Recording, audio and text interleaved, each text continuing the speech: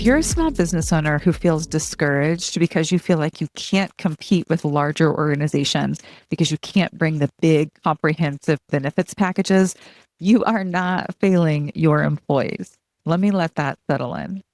You're not failing your employees. There are so many other things you can offer as a small business owner when it comes to benefits. We always think about those traditional benefits, but there are so many options and you can compete for talent. That's just simply not true. So I want to get into today why employees stay. They stay for stability. They stay for trust, respect, flexibility. There's a ton of reasons. And so we're going to get into that today. I've seen employees leave six-figure jobs with these comprehensive benefits packages to go to smaller employers who can't compete on that level. And so I'm going to give you some ideas of what this can look like in a small to mid-sized business. I'm thinking specifically, under 100 employees when this is a major impact on the budget, right? So what benefits make sense for the stage that you're at as a business, what employees actually do value, and how to build a total rewards strategy that fits inside of your bucket and inside of your budget. So welcome back to another episode of Don't Waste the Chaos. I'm your host, Kerri Roberts. I have been doing this HR thing for over 20 years.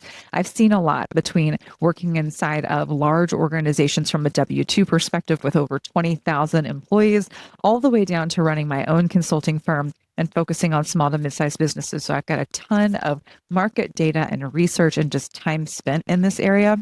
And I love talking about benefits because we usually think of health, dental, vision, and that's about it. And it's just so much more robust than that. There are so many more things to consider. So I'm excited to get into this with you today. If you're catching this episode, we are in the middle of a 13-part series and we're nearing the end. So we started out with our HR foundations, and that is what you're responsible for as an employer: hiring, onboarding, HR law, and compliance. Those are what make up the HR foundation of your organization. That's what I've written in this book, the HR Easy Button. I've actually written 3 of these. This first one is the practical guide to building a strong HR foundation. Book 2 is in editing right now, which is really exciting. This one, the original book, released in June of 2025, and book 2 is in editing right now. I'm recording this in June of 2026, so hopefully it'll be released by the end of the year. That one's getting into the operating system. And we've already been addressing the operating system in this podcast series. And that is where we got into compensation and leave management, performance management, disciplinary actions, documentation. So that is the HR operating system where we spend a lot of our time. We need to build the foundation. We end up spending a lot of our time in the operating system. But this right here, our benefits episode, this is getting into the strategic HR aspects, right? We're getting a little bit more robust in this area. Strategic HR looks like benefits. It looks like terminations and offboarding, employee engagement, culture, and then our tech systems that make up human resources. So the first 2, HR foundations and HR operating system, both of those have coursework attached to those. You can find that at saltmindadvisors.com/resources. I've got courses out there that go deep dive into those. I've also got downloadable tools, resources, templates, and a ton of things for you. And it's super affordable. HR Foundations is only $49, and it comes with more than 12 of those downloadable tools and resources. And it also comes with coursework, an hour worth of me teaching, and then Q&A from people who were on that course with me. So we've got HR Foundations and the HR operating system. It's only $69. So saltmindadvisors.com/resources is where you can find that. I would love for you to check that out. You've built the foundation. You've moved into operations. Now we're going to talk about what makes people want to stay. Right? That's truly strategic human resources. And that strategic HR coursework will be available around August of 2026. Highly recommend you check that out. Again, /resources on my website for all of that. So today we are reframing benefits. What benefits actually are. Most owners, like I mentioned, hear benefits and they immediately think health insurance, dental, vision, 401k, but benefits are so much more broad than that. In my opinion, there are 5 categories of benefits. Based off of my 20 years, I bucket them into 5 different categories of benefits, and that is simply not just insurance. And for those of you who don't know, I was a chief operating officer inside of an insurance firm. And then I worked for an insurance firm that was a mergers and acquisitions focused firm. So we purchased smaller insurance firms and rolled them all up and operationalized them. So it's not that I don't know about insurance. I have been deeply involved in understanding how the sausage is made on the insurance perspective, but that is not all there is to employee benefits, even though maybe an insurance advisor would want to make you think about that. That is the foundational benefit, though, right? When we're looking at the 5 buckets, the 5 categories that I've determined, the foundational bucket is health insurance, it's retirement, it's paid time off, and usually it's disability and life insurance. These are all employer paid benefits that we're offering to our employees. Those are the foundational ones, the ones we think about. The second bucket are voluntary benefits. And don't sleep on these. So many people don't offer voluntary benefits. And I'm talking about benefits that your employees can pay for that maybe you aren't paying anything for, but they get preferential pricing because you're an employer. So you can get good group pricing. Don't sleep on these. These are things that you can offer. The employees will feel like they have benefits because they have opportunity to purchase these instead of going on the solo market where they're more expensive. So these are employee paid options. This is things like maybe accident insurance, critical illness, short-term disability, pet insurance, legal plans, things like that. So number 1 was foundational. Number 2 was voluntary. Number 3 is lifestyle benefits. And these are the ones, in my opinion, that are getting the most playing time recently of what employees really, really want. This is flexible scheduling. This is remote work. I know you don't want to hear about that, but it's flexible scheduling and remote work. It's summer hours. Gosh, I love a good summer hours option. Time off on Fridays, whether it's a full day or a half day, and then also extra pay time off.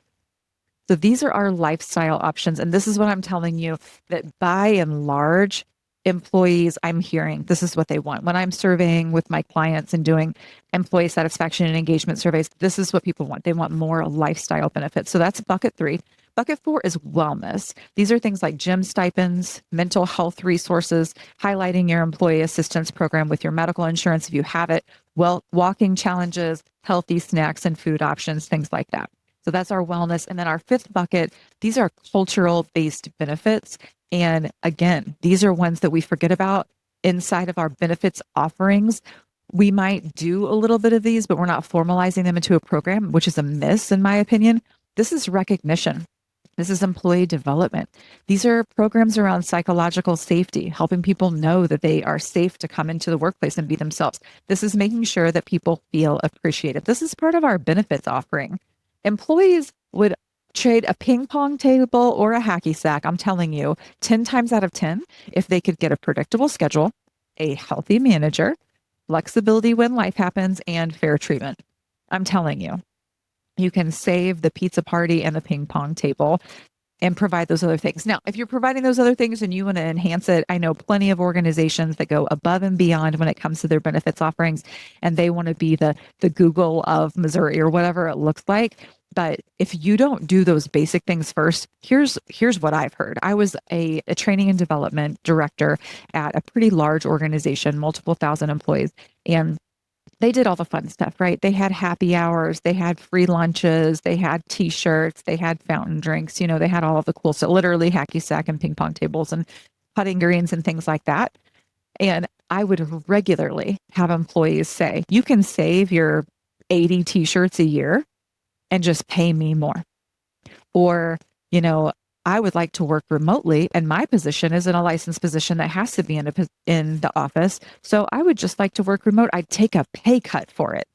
And most of the time as employers, we don't want to hear those things. We want to give our offerings and we want everybody just to shut up and say thank you, right? Just do your job. That's what I hear people say. But if we're truly trying to recruit top talent and retain, We need to dig into this. Benefits support your culture. They don't replace it. I think a lot of times we want to bring these fun things to the table and say that's our culture. Benefits support the culture. They do not replace our culture. Our culture is either by default or by design. And we really want to get into that. So let's get into that foundational bucket first and talk about health insurance. What are some things that small businesses need to know, in my opinion, when it comes to health insurance? If you are offering traditional health insurance, first and foremost, there's two aspects of this that I see regularly that I want to address. Number one, communicate about what it is that you're offering. Make sure it gets some airtime. So many times we have these benefits offerings and our employees don't even understand what they are, how to access them, what they cost, what the benefits are, how it could positively or negatively impact their family, any of that. We're not communicating about them. We're paying an arm and a leg for them, largest line item on our P&L, our compensation and benefits, but we're not communicating. We're not helping people be good stewards with those resources and understand the difference between using telehealth instead of urgent care or whatever. We're not educating. We're not helping inform them. We're not helping them understand how to save money when they're utilizing these resources. Huge, huge miss there. So if you offer traditional health insurance, communicate about it. Gosh dang, this is just something that I see time and time again that employers take for granted that employees understand what's available to them. They don't. They don't. And secondary to that, but just as important, is you are spending a lot of money. We've addressed that, right? But I feel your pain. I see it on your P&L and I know how expensive it is.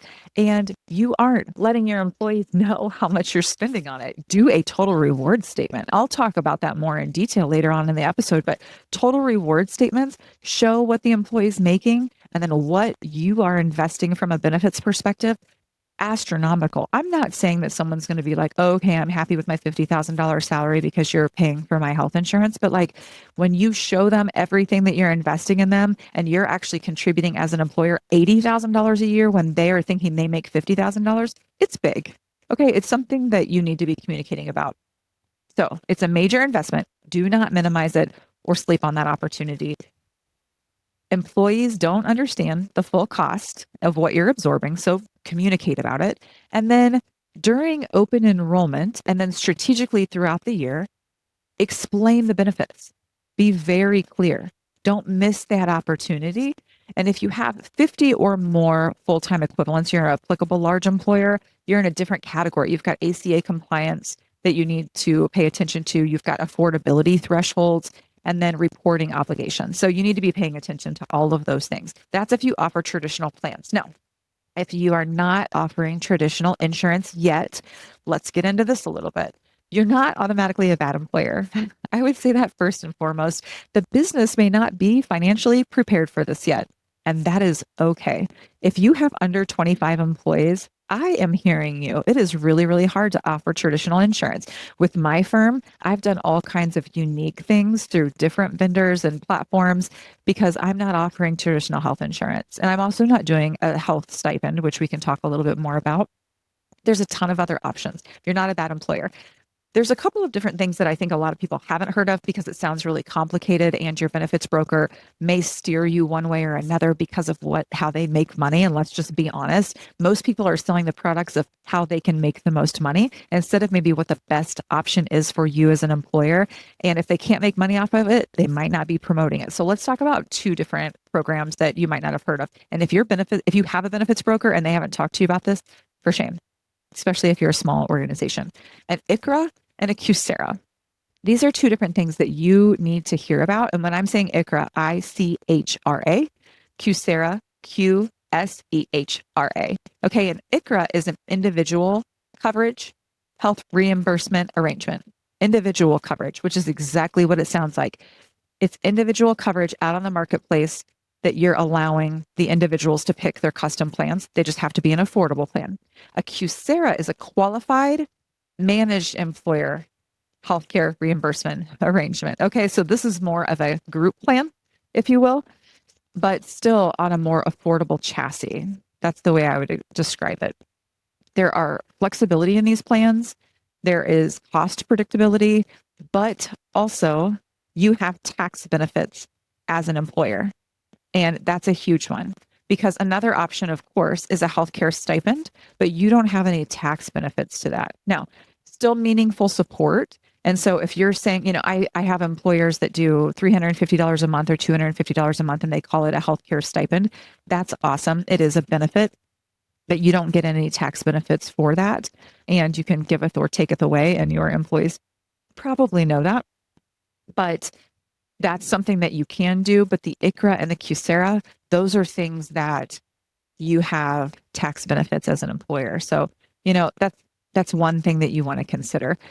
Another thing I want to mention is telehealth access. Now, I would say all healthcare plans, I would think, have telehealth access now. It's a dream. I live in the middle of rural Missouri. And so for me, I love that. I can call in, do a video chat, show somebody my whatever throat or whatever the problem is going on, and I can get an antibiotic called in or whatever it is I need. People are sleeping on telehealth. I think telehealth got popular for some and then just never took off for others. So this is something that you need to be talking about inside your organization. Hey, let's miss work time, to be honest, so they don't have to go to the doctor. And also, like, who wants to go sit in a physician's office and take forever? I don't. And so that's something we need to talk about. And there are physician offices that offer things like subscriptions to telehealth. And so again, not insurance, but they have the ability to call into physicians' offices and get access. And maybe you're paying like a monthly amount to that physician's office, and you've got contracted care with them. Another option that you've got out there, which leads me into direct primary care memberships.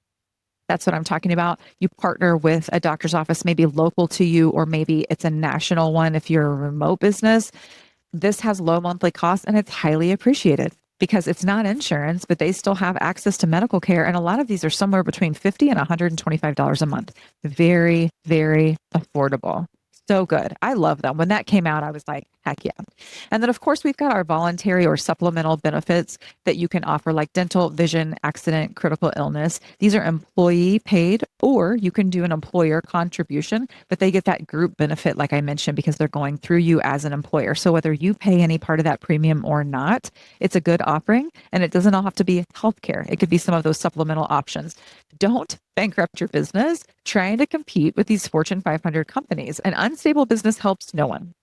If you're out kicking your coverage for what you can spend, it helps no one. You need to build responsibly and let your benefits mature over time as your business does. Here's what I would say though. Ask your employees what they want and need. I've got one organization that everybody in that organization, it's small. It's a small employer, has benefits through their spouse. So they don't really care about the traditional benefits anyway. But they also recognize that they're saving their employer money by not asking for those things. So they do want some perks, some benefits. And so just not health insurance, right? So your benefit strategy should match your business stage, where you're at right now. It should match your cash flow. It should match your workforce needs, your long-term sustainability, not your competitor strategy, not social media pressure, not what an insurance advisor says, not guilt. That's not what it should be watching. So that's the health aspect that I want you to think through. But let's talk about retirement and voluntary benefits and get more into that. I hear so many companies that are small say we're too small for a 401k. That is not true. That's not true at all, actually. I have an itty bitty baby organization and I offer a simple IRA. And I'm an employee of my organization. So I contribute and my employer, Salt and Light Advisor, contributes. And so I'm able to get a match from the business and maximize my contribution through the business and from the business. So a simple IRA is exactly what it sounds like. It's an employer plan. That's a very simple plan. You can determine what the thresholds are, how much your employees have to make per year to be eligible, all of those things. Very, very flexible. You've got also the STEP IRA, and this is an employee contribution only. You've got your traditional 401ks. You've got your safe harbor 401ks. These are all available for businesses under 100, and really any size business can do any of these. Now, many platforms are automating your payroll deductions. I personally use QuickBooks. I don't get paid by them, but you can use Gusto. Pretty much any HR payroll technology can automate your payroll deductions and make this easier on you. They can automate enrollment and investment administration. And if you don't have any of those things, you can always use a financial advisor or you can go direct. to, like, let's say a Vanguard or whatever. It depends on what you want to set up. But if you think you can't match contributions yet, I would challenge you to actually do the math. Like, ask AI to help you do the math. 3% on an annualized salary for a part-time employee is just not very much. 3% match on what they're giving is just not going to be very much. I'm telling you, it's very, very nominal. For myself, and I'll just be candid here, I'm maxing out what I can for my simple IRA, and Salt and Light Advisors is contributing around $43 every paycheck. $43 and maybe 81 cents, something like that. It's very small. I'm putting it over $1,000, and then my employer is matching that by about $43. You can do this even as a small employer. You can totally do this. And if you can't match contributions, just start somewhere, meaning just make the plan available to them and maybe don't offer contributions or a match. I recommend that you always do. But Access, even without a match, still says we care about your future. So it's still giving the message. So other voluntary benefits are the hidden opportunity for small businesses. And I mentioned these earlier, the vision, the dental, accident, critical illness. I don't love accident and critical illness. I'm an emergency fund type of gal anyway, but there are some employees that would really, really value that, and just offering it's not going to hurt you anything because they're buying it. Identity theft, giving them access to that, access to legal services, the pet insurance. These are all things that can be employee premium driven. You're just doing payroll deduct for it. So you're making their lives easier and giving them the access. Many of these offerings are employee paid, but group benefits rated, meaning that employees get discounts. It's convenient. You absorb minimal cost, if any. So great opportunity. And employees still say, my employer offers benefits even if they're paying for it. That's something that I want you to realize. Even voluntary contributions can contribute to recruitment and retention. They really do. So let's talk through some high impact perks for small businesses, things that you can do outside of these more traditional options. This is where small businesses can truly, truly outperform larger companies. Large companies throw a lot of money at engagement, but small businesses can focus on connection and what they actually want in their life and what they actually need in their life. Because the number one thing I want to mention is flexibility. This is the most valued benefit in today's workforce. I'm telling you, I see it over and over and over and over and over again. And sometimes it means remote work and sometimes it doesn't. Flexibility rated number one benefit. And you know what? Benefits brokers don't want to put that out there. Insurance carriers don't want to put that out there because they want people to buy things. But the reality of it is flexibility is the number one benefit in today's workforce. Just rate it. Look at the survey data. Look at your survey data. And if you don't have it, let's do a survey for you. Flexible start and end times is what that could look like. Remote options, half-day options, birthday PTO, mental health days, summer days, whatever. It looks like the possibilities are endless. Make it make sense for your business. You don't have to offer what somebody else offered, but make it make sense in your business. You probably have some really bright people with some ideas. Ask them. Also, recognition. We talked about this and showing appreciation, but employees want acknowledgement more than leaders realize. I don't necessarily mean acknowledgement in front of a crowd. That doesn't work for everyone. Some people don't like the way that feels, but sometimes it is what people want. They want acknowledgement in front of their peers. Handwritten thank you notes go a really long way. Peer recognition, work anniversary celebrations, public appreciation, all things to think through. These cost almost nothing to give props. And sometimes they land harder than a $50 gift card. I'm telling you. Isn't that wild when you think about it? But it's true. And it's something that you're not taking advantage of, because just like when somebody says like, oh, how did your business grow? And you say consistency, and nobody wants to hear that. Nobody wants to hear that the hack is being grateful for your employees. They want to hear something. They expected something big, monumental, something they'd never heard of before. And the reality of it is just sitting down and being mindful and thoughtful to recognize your employees goes a long way. A long way. Okay, another perk that I think a lot of organizations sleep on is family-friendly support. So this is massive for retention. If you are a family-friendly organization, and I'm not saying you call each other family. You're a team, hard stop. We don't call each other family. That's dysfunctional in the workplace. I don't like to hear it. 20 years in HR, I don't like to hear it. I'm talking about supporting them with their family. So flexible scheduling around people's kids' school events. providing meal trains during times of crisis, a sign up genius, that kind of stuff, family inclusive company events. So they don't feel like they spend all their time at work away from their family. And then you're asking them to spend free time away from their family. That's not it, right? So those family inclusive events are really huge. Family friendly support is massive.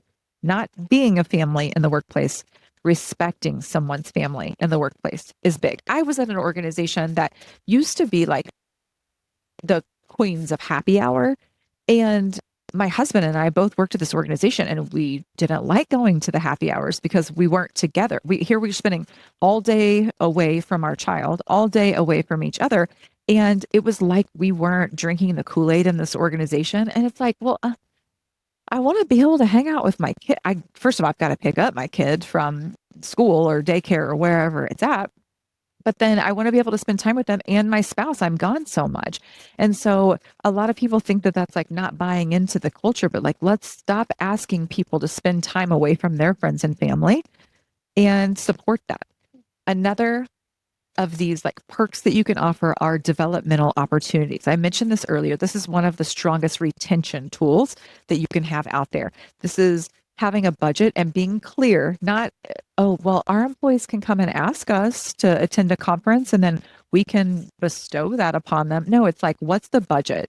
And what do you have to be hitting from performance metrics to be able to qualify to access that budget? There's nothing wrong with saying that. We're going to give you educational reimbursement, but you've got to be performing at this level or above. And if you leave within 12 months after we've purchased this for you, there's a clawback period or whatever. Like, it's okay. It's not less of a benefit if you outline it, just to let you know. So many organizations feel like we just want to be able to bless our people. And you know how this looks to an employee? It looks like favoritism. They don't know how to access the benefits. This person gets the benefit, but I don't. And it's like, because you had to ask for it. Well, gosh dang, why do I have to beg for it? I mean, that's how your employees are feeling. I'm telling you, if you've got benefits that are available out there, but they have to speak up to show that they want to take initiative, that's pissing some people off and they're feeling like you play favorites. I'm just going to let you know right now, that's what's being talked about. So formalize it. There's nothing wrong with formalizing it. Make it a policy. You don't have to put it in the handbook so you feel like you're tied to it forever, but like make it a policy and communicate about it and then remind people about it and then celebrate when people utilize it. That's what I'm saying.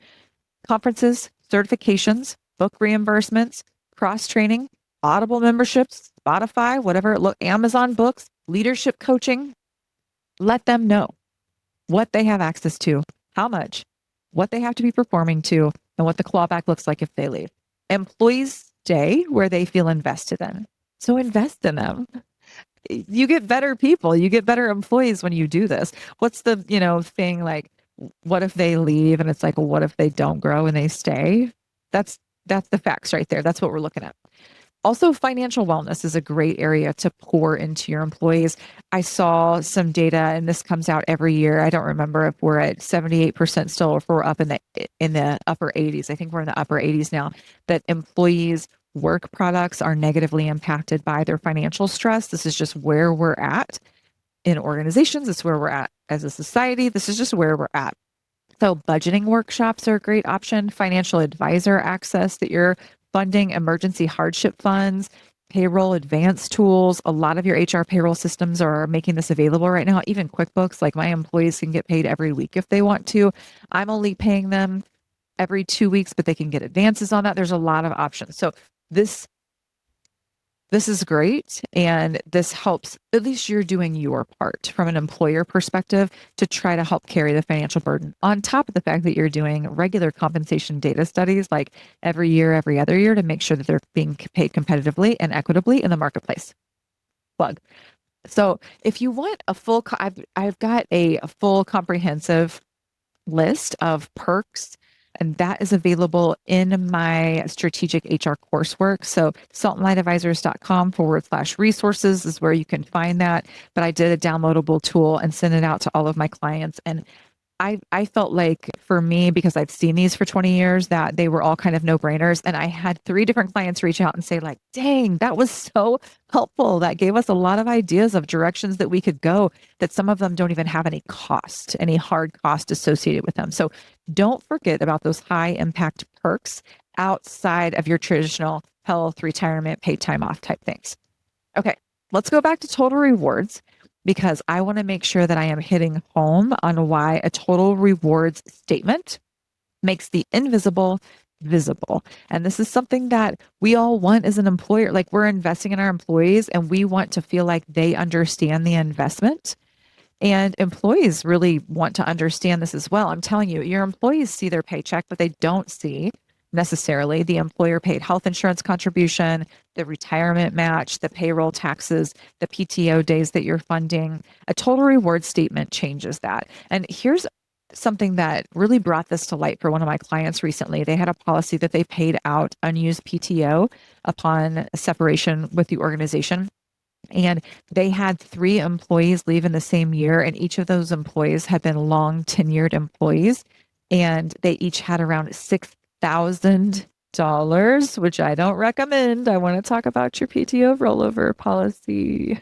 But it was like $18,000 that they didn't have in the budget that was paid out through comp and ben that they weren't accounting for. So first of all, unused PTO needs to be captured on your P&L as a liability on your P&L, by the way. Like if you're not doing that, please start doing that immediately. Ask your accountant or CPA or whomever is working on your budget to make sure that that is listed as a liability. Unused PTO absolutely is. And if you're paying it out, you need to think about how much needs to roll over year, and if there's any kind of like notice that they have to give to qualify for paid time off being paid out, what have you.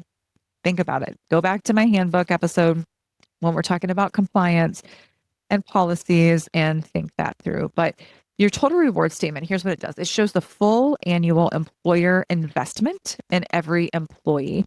And I was building one the other day, and it was somebody that made a $58,000 salary, and the health contribution was around $8,400. The retirement match was around $2,300-ish with PTO and development and all the things in. It was around $80,772 was that employer's contribution to that employee. Most all employees are seeing the 58K. They should see the 80,772. And that's not counting like if you do education reimbursements or, the book memberships or whatever that looks like, whatever you are paying for, make sure that it's on there. Here is one thing, just one risk factor that comes up. If you're paying for benefits and then you put them on a total reward statement, it does open up for scrutiny for employees that are like, well, I don't utilize that benefits. I don't even want it. So think about how you're actually spending on your employee benefits and make sure it's things that your people want. And if most of your people want it, then you've got a couple people who are like, don't pay for an Audible for me because I don't read books. Let's judge them. Maybe they should be listening to books. I don't know. Like maybe that's a part of your culture. And so you need to make sure that it matches your culture. That's what I'm saying. And so total reward statements are where it's at. I've mentioned surveys as well. We need to be asking our teams what they value. Let's not guess in this area because this is money out the door. So run a simple survey. What benefits matter the most? What would make them more likely to stay? What causes stress outside of work? And what are ways that we can help alleviate that inside of this organization? You may find flexibility matters more than fancy perks. Mental health support may matter more than swag. The data is going to be really, really telling to you.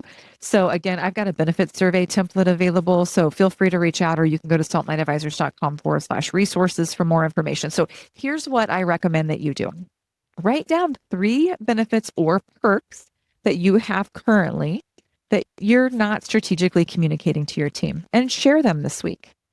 Put them in an employee communication, your CEO newsletter, put it out on Slack just as a reminder, like however it is that you communicate, do a little video message, push it out on your intranet. I don't care what you do. I just want you to communicate about it. 3 that you already have, perks that you already have. I'm not asking you to go buy another perk. I'm asking you to communicate about what you already have and educate people about that. That's what I want you to do. And then the second thing, if you have an HR payroll software, dig into it and see that if you have access to total reward statements. And if you don't, maybe you want to turn on that module because I'm telling you, you'll get mileage out of it. You'll get mileage. So the strategic HR course is going to launch in August. where it's got benefits in it. But the 2 courses that have 4 modules each, the HR Foundations, the HR Operating System, those are available right now. saltandlightadvisors.com/resources. And the strategic piece will be available there here in just a few short months. Maybe you're listening to this and they're already available. And there you go. Go find it. And don't forget to pick up a copy of my book, The HR Easy Button. This is available on my website or easier on Amazon, paperback, hardback, and also available digitally. And I'm not making very much money off of it. But when you get digitally, you can pull it down, throw it into AI, and ask it to apply it to your business. So next episode, if you're joining us in this series, is on HR metrics. And I'm going to recommend that you come back. You don't have to be an HR pro. I'm just going to tell you some things that you should be measuring in your business to help inform you on how things are going and what you can do in the future. We're going to talk turnover data, the numbers tell a story, and how to start measuring things that actually matter. I'd love it if you'd subscribe to my channel if you haven't already. I'm on, of course, my hosting site is Buzzsprout. You can find me on Apple, Spotify, YouTube, or wherever you find your podcast. Please make sure to subscribe. I'd love it if you'd leave me a rating for the show. I would absolutely love that if it's been helpful. And please share this with somebody in your organization who's saying grace over HR, whether it's your office manager or your ops person, or maybe you've got an HR pro that could benefit from this, or share it with a colleague, another small business owner that you know is stumbling through it just like you are. I would just absolutely love it if you would share it. That's a huge benefit to me. And if you want to do consulting work with me and partner, we can dig in. We can do an HR audit. You can do a little mini HR audit for free on my website, saltlightadvisors.com/HR audit. Or if you want to do the bigger, more comprehensive HR audit with me, just do saltlightadvisors.com/contact and let me know that you want to get in a relationship with me. We'll schedule a phone call. We'll get it on the calendar. Listen, I know that knowing what your people want and need is like reading minds. So let's do a survey and make this easier. Don't waste the chaos when it comes to these things, friends. Embrace it. I'll see you next week.